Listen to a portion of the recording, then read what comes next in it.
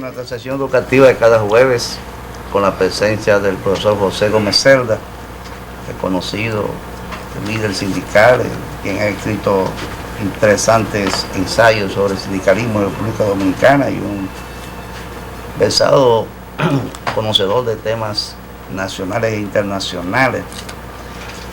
Vamos hoy a hablar sobre la vida de Martin Luther King, ese profeta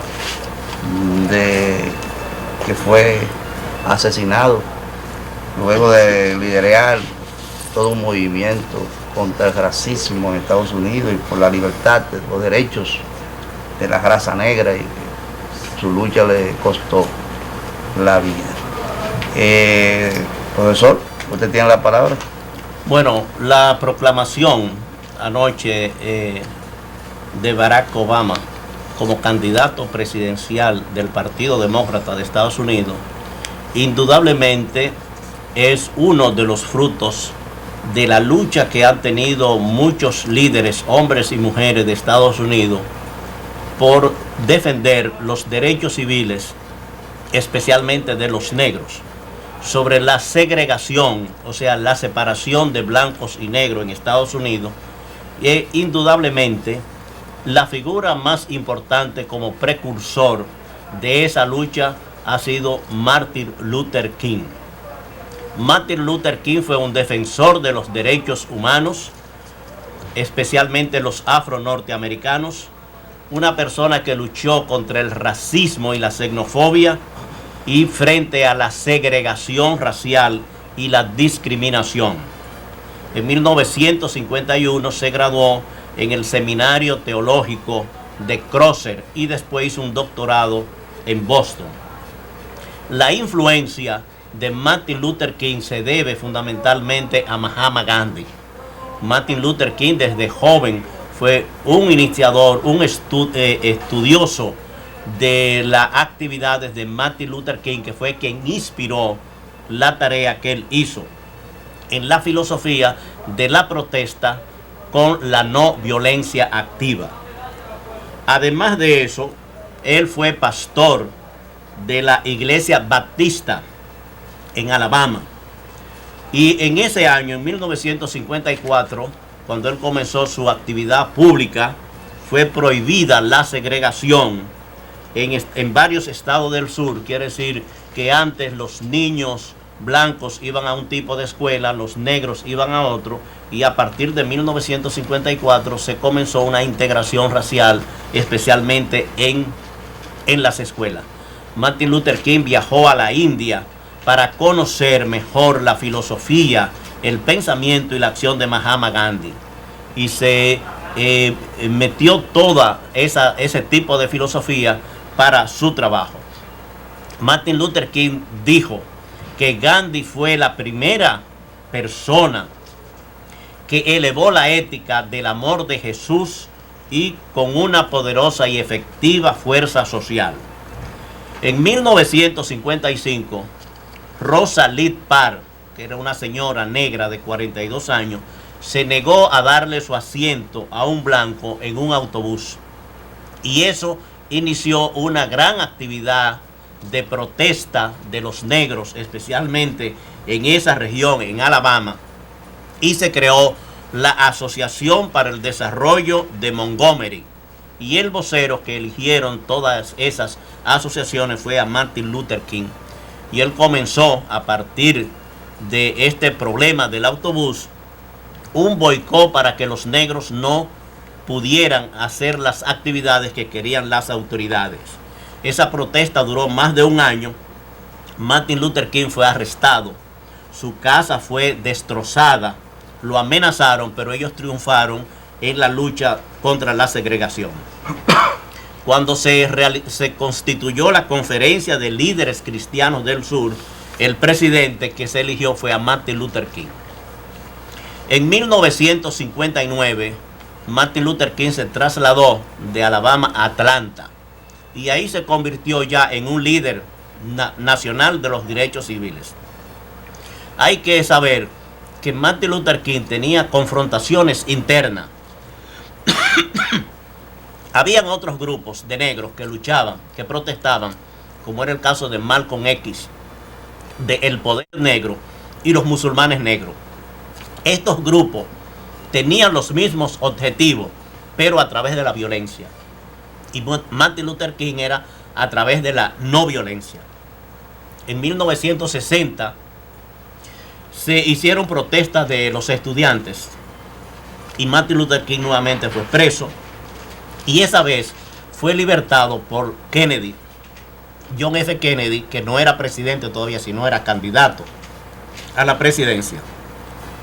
Y lograron que los negros tuvieran acceso a las bibliotecas, a los comedores y a los estacionamientos, que antes era prohibido para los negros. También algunas escuelas también lo prohibían. A las escuelas, también. La segregación. La segregación le impedía que un negro estudiara en escuelas de blancos. Decía Martin Luther King que la tensión no era entre gentes negras y blancos, sino que era una tensión entre la justicia y la injusticia. No era un problema, lo veía racial. Y así él hizo una campaña de los derechos civiles para lograr, porque antes los negros no tenían derecho al voto y tenían que empadronarse, pero tenían que pagar un gran impuesto. Y ese gran impuesto era muy difícil pagarlo para los negros. Un día como hoy, 28 de agosto, en 1963, en Washington, ante 200,000 personas,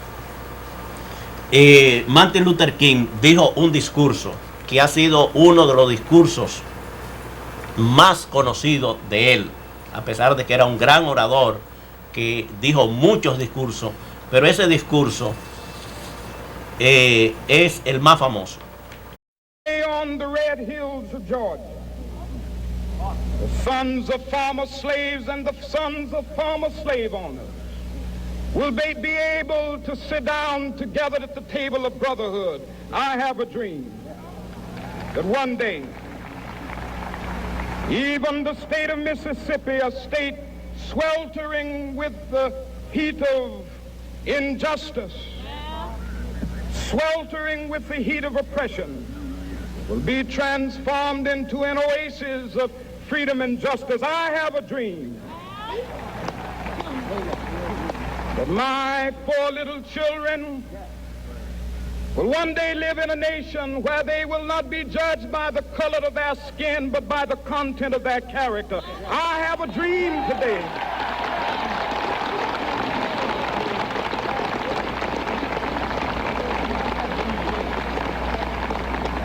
I have a dream that one day, down in Alabama, with its vicious racists, with its governor having his lips dripping with the words of interposition and nullification, one day right there in Alabama, little black boys and black girls will be able to join hands with little white boys and white girls as sisters and brothers. I have a dream today.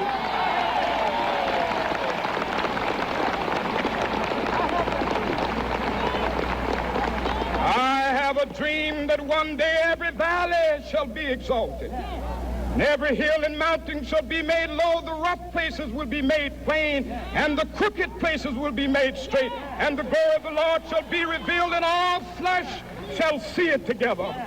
This is our hope. This is a faith that I go back to the South with. With this faith, we will be able to hew out of the mountain of despair a stone of hope. With this faith, we will be able to transform the jangling discords of our nation into a beautiful symphony of brotherhood. With this faith, we will be able to work together, to pray together, to struggle together, to go to jail together, to stand up for freedom together, knowing that we will be free one day. This will be the day. This will be the day when all of God's children will be able to sing with new meaning, my country, tears of thee. Sweet land of liberty, of thee I sing. Land where my fathers died, land of the pilgrim's pride. From every mountainside, let freedom ring. And if America is to be a great nation, this must become true. And so let freedom ring. from the prodigious hilltops of New Hampshire. Let freedom ring from the mighty mountains of New York. Let freedom ring from the heightening Alleghenies of Pennsylvania. Let freedom ring from the snow-capped Rockies of Colorado. Let freedom ring from the curvaceous slopes of California. But not only that, let freedom ring from Stone Mountain of Georgia. Let freedom ring from Lookout Mountain of Tennessee. Let freedom ring from every hill and molehill of Mississippi, from every mountainside. Let freedom ring, and when this happens, and when we allow freedom ring, when we let it ring from every village and every hamlet, from every state and every city, we will be able to speed up that day when all of God's children, black men and white men, Jews and Gentiles, Protestants and Catholics, will be able to join hands and sing in the words of the old Negro spiritual, free at last, free at last. Thank God Almighty, we are free at last. Yo voy a retransmitir algunos párrafos de ese discurso que dijo Martin Luther King hace hoy 45 años. Y dice: hoy le digo a ustedes, amigos míos, que a pesar de las dificultades del momento, yo aún tengo un sueño. Es un sueño profundamente arraigado en el sueño americano. Sueño que un día esta nación se levantará y vivirá el verdadero significado de su credo. Afirmamos que estas verdades son evidentes, que todos los hombres son creados iguales.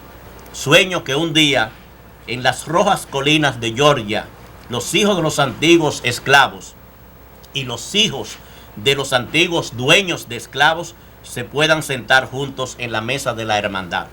Sueño que un día, incluso el estado de Mississippi, un estado que se sofoca con el calor de la injusticia y de la opresión, se convierta en un oasis de libertad y de justicia. Sueño que mis 4 hijos vivirán un día en un país en el cual no serán juzgados por el color de su piel, sino por los rasgos de su personalidad. Hoy tengo un sueño. Sueño que un día el estado de Alabama, cuyo gobernador escupe frases de interposición entre las razas y anulación de los negros, se convierta en un sitio donde los niños y niñas negras puedan unir sus manos con los niños y las niñas blancas y caminar unidos como hermanos y hermanas. Hoy tengo un sueño. Sueño que algún día los valles serán cumbres y las colinas y las montañas serán llanos. Los sitios más escarpados serán nivelados y los torcidos serán enderezados. Y la gloria de Dios será revelada y se unirá todo el género humano. Esta es una gran esperanza. Esta es la fe por la cual regreso al sur. Con esta fe podemos esculpir de las montañas de la desesperanza la piedra de la esperanza. Con esta fe podremos transformar el sonido discordante de nuestra nación en una hermosa sinfonía de libertad. Ese será el día cuando todos los hijos de Dios podrán cantar el himno con un nuevo significado. Tierra de libertad, donde mis antecesores murieron, tierra orgullo de los peregrinos, en cada costado de la montaña que repique la libertad. Que repique la libertad desde las poderosas montañas de Nueva York, pero no solo eso, que repique la libertad desde la montaña de piedra de Georgia, que repique la libertad desde la montaña Lookout de Tennessee, que repique la libertad desde cada pequeña colina y montaña de Mississippi, de cada costado de la montaña, que repique la libertad. Cuando repique la libertad y la dejemos repicar en cada aldea y en cada caserío, en cada estado y en cada ciudad, podremos acelerar la llegada del día cuando todos los hijos de Dios, negros y blancos, judíos y cristianos, protestantes y católicos, puedan unir sus manos y cantar las palabras del viejo espiritual negro. Libres al fin. Libres al fin. Gracias a Dios omnipotente, somos libres al fin. Ese discurso que hoy, es una parte del discurso, que hoy conmemoramos 45 años porque fue el 28.